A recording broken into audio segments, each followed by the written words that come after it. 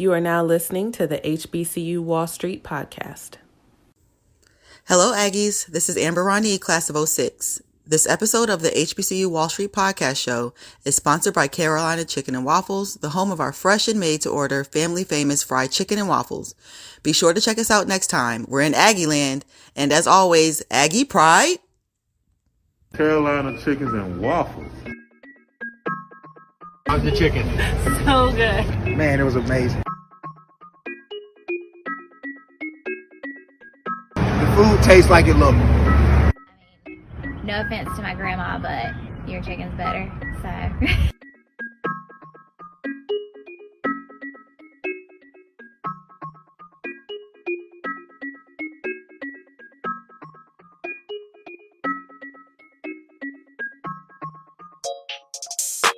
That chicken was so good. I told him if my mama was on the truck, I'd come up there and slap the hell out of her. Because it was good like that. You're drinking a beer that tastes like home, reminds you of Washington, and your good old-fashioned chicken and waffles. It's great.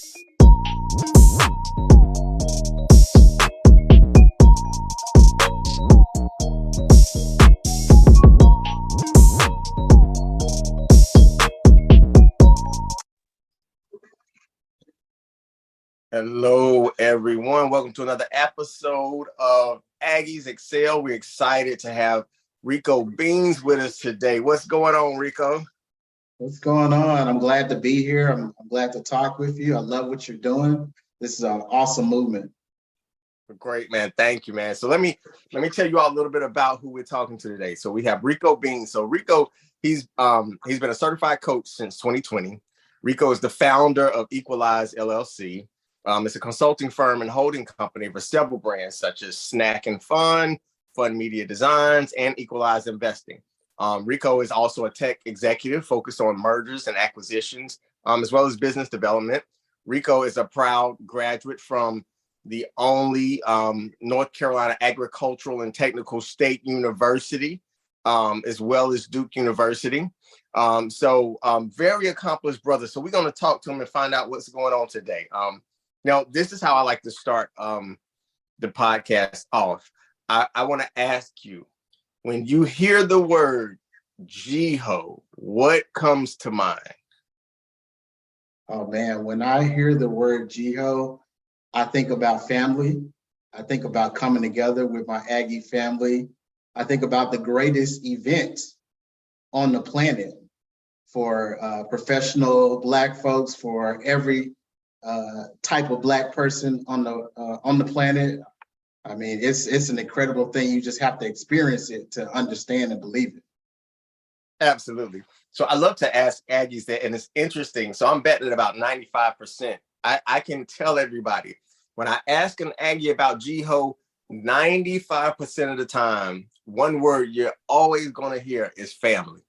And that's what it is. Like GHO to me is just a huge family reunion / party / networking event that just happens to last for about a week. It's an amazing experience. And I tell people, like, listen, it's something you just have to experience. It's by far the number one event in my mind when it comes to just being able to have fun, being able to relax. Like I've been to events and festivals and conferences and sporting events and all of that, but there's nothing like GHO. Like GHO is just, it's amazing. It encompasses the whole Aggie culture. But one of a kind. Absolutely, man. Absolutely. So you're a veteran in the game. You know, I like talking to Aggie veterans. You're a veteran in the game. The first time we met, we were in school together. We were on the campus of A&T together. Now you've done a few things. You've created businesses. You have a lot going on. So let me ask you, why did you first start? Because you talk a lot about, multiple streams of income, which I wholeheartedly agree with. But with you, why did you start creating multiple streams of income? Yeah, it all comes from upbringing. I grew up in a very poor community, very humble beginnings. My mother, who was a single mother of 4 kids, lost her job, and we had to move from our house into a housing projects and live off of government assistance. And I remember having times where, there just wasn't enough. And I always told myself, I'm going to change that for my family. I'm going to be the one to do something different. And as I studied other entrepreneurs, other successful people, I realized that they were not reliant on one thing. And so I decided I'm going to learn as much as I can. And I'm going to start building stream by stream so that if one thing doesn't work, I got something else to fall back on. And that's how I started getting into the whole multi streams of income space. Absolutely, man. I agree with it wholeheartedly. I remember, to say I agree with it wholeheartedly is actually an understatement. Like, I remember reading years ago where the average millionaire had 6 streams of income, the average. And that just stuck with me. But I can relate to your story. I remember growing up, at one point my mom was married, then she got divorced. Then it was like, well, you're moving on down. Like, so we moved from a house, to income-based housing. And I remember there being lack. And I remember as a kid saying, I'm going to make sure this never happens again at some point. And that drove me. Like, it's crazy. I just wrote, that story is in one of my books, but I was very intentional on making sure, and I said it, like, I'm going to be the person in the family to set a new standard. I'm going to be the person to set a new ideology of what life can look like. And so definitely feel you on that. Definitely understand, where you're coming from. Now, you talked about, creating a few streams of income, but what are some of the streams that you've created? Sure. Stream one is always that 9 to 5 job. So, I work in the tech space, in mergers and acquisition, corporate development. So buying companies, spinning companies off. I'm seeing a lot of folks get wealthy from that space, but that's one. I'm getting income from that. And then the first thing that I got into was rental property. So when I was about 23, I bought my first property, and it's a funny story because I'll tell you about. Because I was actually going to buy a car, and I went to call my brother. Like, hey, I'm about to get this BMW. And he said, bro, you don't even own a house. Why are you buying this expensive car? And I immediately left the parking lot and went home. And so like a couple months later, I bought my first property, which became my first rental property. And so real estate has been a big portion of my portfolio. Investing, I started buying mutual funds and getting into investing. My first book that someone sent me was Rich Dad, Poor Dad when I was like maybe 21. And then when I was deployed to Afghanistan, people were sending me books, about investing, like The Intelligent Investor. So I started investing when I got over there. And the funny thing is I had this master sergeant when I was deployed, and he was always on his computer doing stuff. Like, man, what are you doing? He said, Lieutenant, you can't depend on these jobs. You gotta invest in the market. I'm like, what are you talking about? I mean, I'm reading a little bit about it, but he really showed me how to like invest in stocks and buy bonds and all those things. So that became, the third stream of income for me. And then the next stream of income was simple cash flowing businesses. And nothing incredible. I have a business that's literally snacks and activities that are packaged in a box, and we send it out all over the country to folks who want to create a surprise in their life for their kids. And even now, it's running itself because I found someone that I've outsourced to that can sort of send that stuff out as well. And then the next business is I have this coloring book company, Fun Media Design. So we make coloring books like this one, which is doing well on Amazon. It's passive income. I don't have to do anything but market and just look at the numbers flowing on Amazon. Man, that's great. Let me tell you, out of everything I have in my portfolio, nothing makes me more excited than the passive income. I'm like, I don't know for why. Like, and I'm, being a creative, writing books, speaking, I love that. I love it with a passion. And that's what my heart is into the most. But it's something about that passive income that just excites me. Like, so you need to tell me, this is what I made this month. Like, it's just, And it's not even about the money. In my mind, it's all about the freedom and what I can do for my family. Like, I'm just like, okay, so I can do this now. I can do that now. So it's great to talk to someone that understands that thoroughly. But let me ask you this, with everything that you're doing, for let's say somebody just coming out of college, and they come to you and say, hey, Mr. Beans, I want to create other streams of income. I want to invest. I want to start creating a financial portfolio that's going to set me up, in the long run. What would be your initial advice? What would you tell them to start with? Yeah, that's a good question. I would say there's probably 3 or 4 things I would do as someone graduating, coming out of school. First thing is I would just start saving and building up at least, a month or 2 of income. I would definitely, if you got a 401k or something like that, I would definitely get into that, especially if your company's matching it. And then when you've had enough, history of making income, I would buy a house, and I would buy a duplex or a house that has maybe an extra space that I could rent out and use that to sort of pay for where I'm living. That's what I would do. And of course, just learning about investing and, starting off with mutual funds and index funds, just simple investing. I started off with like $50 a month. That's it. When I first started, wasn't a lot. I didn't have a lot of income. I was a poor lieutenant in the Air Force, and it was $50 a month. I didn't touch it, didn't look at it. And we had this thrift savings plan, which is kind of like a 401k. And so I put a percentage of my money in that before I even saw my paycheck. And that was it, So that would be my advice for sure. Good stuff, man. Good stuff. That's really good advice, because I think a lot of times I've realized that our community, everyone doesn't have access to that type of knowledge. Everyone doesn't understand the game, and knowledge is power.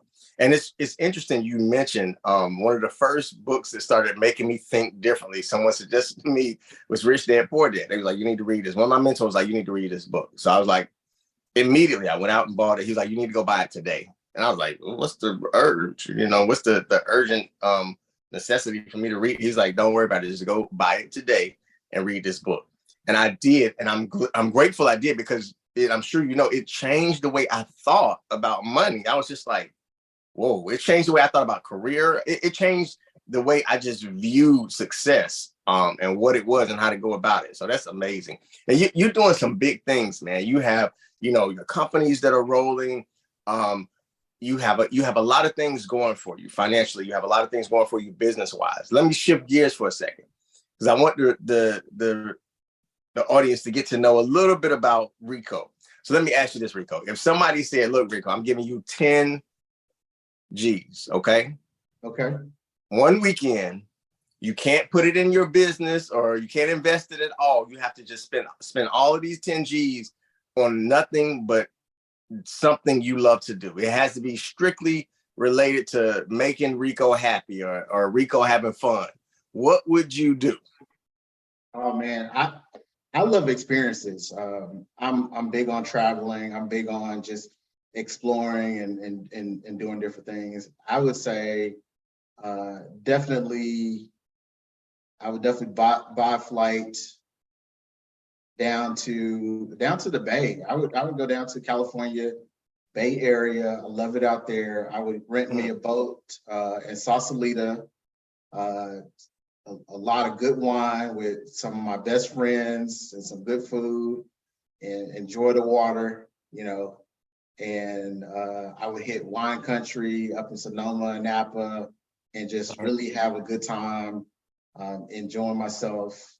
And then just like relaxation, massages, just pampering, entertainment. If I got enough, I might, see what entertainer I can get to just have a private concert with me and my friends, because I love live music. I'm really big on going to concerts and seeing performers. So, that's how I would spend it. I would definitely spend that money having a wonderful, relaxing, enjoyable event experience.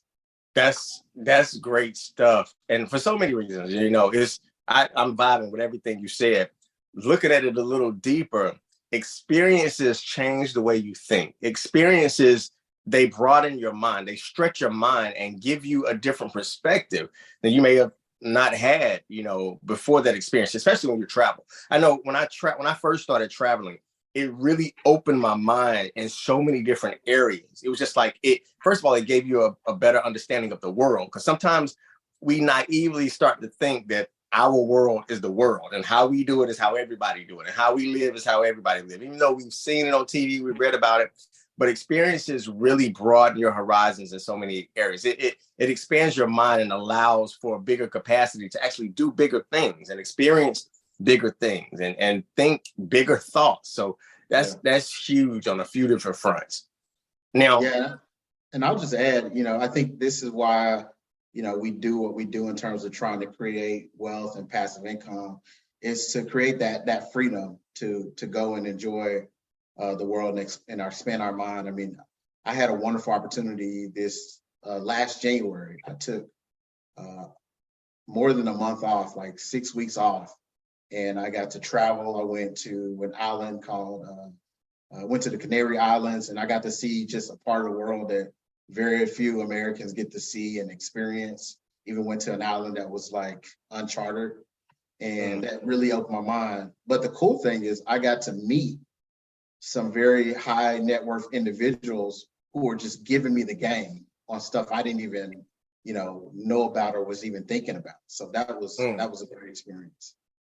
That's a great plus as well. I can say a lot of my success, I can really attribute it to getting information that I didn't even know existed, getting information, meeting people at higher levels. And it's right, you don't know what you don't know. And I've had some game dropped on me, and I'm sitting there with my mouth open, like, I would have never even known that existed. How would I even have researched to know this was possible? And sometimes you can't. It's really, sometimes life is about who you know and who you come in contact with and who you're able to network with.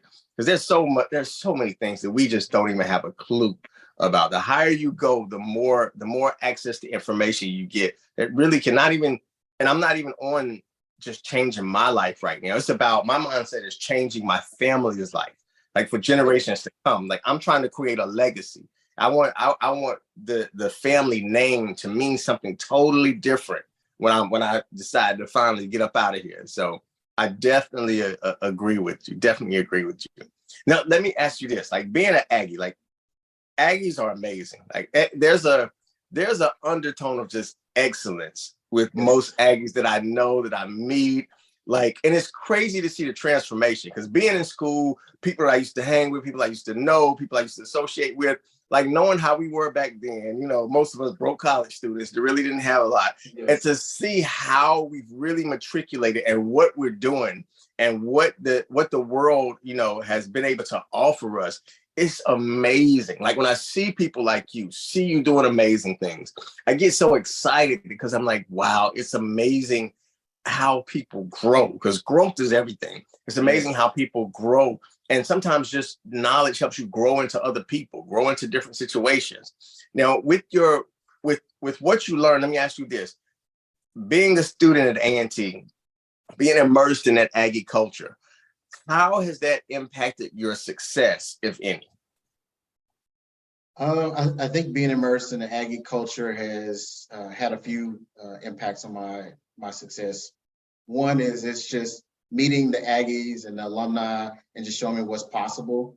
I think going to HBCU just really develops your confidence in who you are. And so I've been able to walk in rooms knowing who I am. I don't have to go through that discovery phase, because I had the opportunity to do that. So that's really helped me to build my network, because I'm confident. I know who I am. I know what I'm about. I know what I stand for. And then just the network of Aggies. I mean, like, I'm making money with other Aggies. I mean, I'm doing a lot of stuff with Aggies. I mean, you think about it, like, I got an investment out in Mexico. That's with Jermaine Perry. That's an Aggie. That's with Richard LeBannon, who's an Aggie. So invest with them. Real estate that I just bought in Atlanta, that's working with Victor Collin, who's an Aggie, to buy real estate. A lot of my clients that I coach, that I work with on just helping them with their business are Aggies. So, we really come together and, 2 + 2 is 5, because we're able to do more than, together. So. Absolutely. Even this platform, I tell people the Aggies Excel platform, when it was created, like the vision was to just connect Aggie business owners and Aggie entrepreneurs and just Aggies who were interested in investing, just Aggies who wanted to better themselves, to be able to have a networking platform to connect us, for us to be able to better each other and help make each other better. I would say since I started Aggies Excel, what you said is so true. I've done business and made money with multiple Aggies just from the conversations we had. And so it's not just about, the socializing is great, but being able to help each other make money, because I don't even look at it as just making money. I'm like, yo, you're adding to my legacy. I'm adding to your legacy. We're doing this, it's gonna ripple for generations to come. And so it's amazing that you, as another Aggie, has the same testimony. This is what you've been able to do. This is, how it's impacted you, not just personally, but business-wise. So that's great, man. That's great. And let me ask you this: what do you have upcoming? Like, what do you have? That's about to drop that people can be looking for. I'm glad you asked. So I just finished my book. So I've been working on this book for about 3 years now, and it's God's timing, because I was supposed to be done with this book like last year, but life happened. But I learned so much over that time, so. I have a book that's on pre-order. It's called You Don't Have to Die Poor: Powerful Strategies Toward Financial Freedom and Prosperity. Good stuff, man. Good stuff. And it's really just a project that I had to give the game. I put the game in the book, and it's available for anybody to purchase, because people are always reaching out and asking questions and like want to know about this and that, and everything I've learned and researched is in this book. Good stuff, man. I know that's going to be life-changing for so many people. And that's amazing that, you can put something out, even through your business. It's really going to help so many people. Like we were just saying earlier, some people just don't know. Like, they don't know what's available. They don't know what they could have access to. They don't know where to go to invest. They don't know how to invest. They don't know their options. And so that's huge, man. That's huge. So good stuff. Now, where can they purchase that book? So the book is available on Amazon for pre-order for the ebook. And then in April 19th, everything will be out. The hardcover of the book, the paperback version of the book, it's all going to be available on Amazon first, and then we'll go to Barnes & Noble and all the other platforms. So it'll be available everywhere.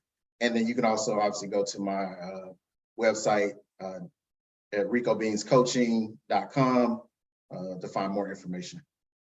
Good stuff, man. Good stuff. Well, I'm proud of you, just as a fellow Aggie, as a fellow Black man. I mean, someone, who wears the diamond proudly. I'm happy for you. I'm proud of you. I'm excited to see what life is doing for you and how you're taking advantage of life. That's good stuff, man. That's good stuff. And I'll tell you this.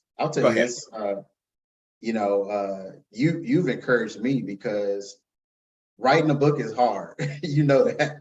And just every now and then I look up and I see what you've done, and I'm like, all right, I got to keep going. I got to get this done. I got to get this finished. Just seeing other people like you who've been successful at writing and getting their content out there. So you've definitely helped me as well. Thank you, man. I appreciate it, man. I'm humbled to hear that. Thank you. I appreciate it.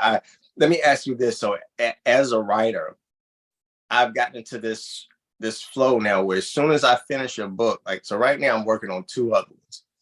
As soon as I finish a book, it's like writing stirs thoughts for me. It stirs creativity. So I remember as soon as I finished my first book, I was like, yo, I got something else I got to say. Like there's something else that I need to put in another book. Like there's a whole nother, topic that I need to discuss, that I need to talk about. And it's like with anything in life, the more you do it, the more it stirs that creativity in you. And so have you experienced that as a writer? Yeah, I definitely experienced that. And, as I was writing this book, I had a whole, a couple of chapters I was going to put in this book, but then, talking to, my editors and stuff, I decided, hey, that's a whole nother topic. And so I have a whole nother, writing that I'm working on that's really just aimed towards our folks and, talking about how we used to do really good in cooperative economics. Believe it or not, we had our own stores and co-op stores and all that stuff. So I'm talking about that in probably the next book that I'm working on. It's going to be really talking about what we can do and also what society can do in order to improve our standing financially as a group and as a collective. That's good stuff, man. That's good stuff. The cooperative learning is big. Like even collaboration, I've learned is everything. Like even this platform right here with the Aggies XL podcast is me collaborating, with Torrance and Jamaris who own, HBCU Wall Street. We came together and had some conversations. So like, hey, let's do this. And so it's like, I'm learning that you can learn so much from one another, and you working sometimes with other people, it multiplies both of your efforts dramatically. And so that's good stuff, man. That's good stuff, man. I'm really proud of you. I'm so proud of you. I'm so excited to see what you're doing. I'm so excited to see what you've already accomplished. I'm looking forward to see what else you're going to accomplish, man. I know it's big things. Even who you are as a person, like success was destined for you. Like you were going to make it happen. And so when I look at you and see everything you've done, I'm excited because I'm like, hey, this is just the beginning. Like I see it in this dude's eyes. Like this is just the beginning. The more success he gets, the more he's going to create and share certain things with the world. So, man, kudos to you. I'm glad that you've done what you've done with your life. I'm glad you're doing what you're doing in business. And thank you again for just agreeing to be on the platform and tell the world who you are. No problem. Thank you for allowing me to do that. No problem at all, man. Well, this has been a good opportunity for the world to get to know you. So again, you all understand, check out the book. It's available on Amazon. Check it out. Also, you can find him, ricobeanscoaching.com. Check this brother out. I'm sure that you'll find some things that are going to be enriching to you, some things that are going to make your life better. So we look forward to your continued success, man. Thank you for being on the platform. And everybody, we out. We'll holler at y'all later.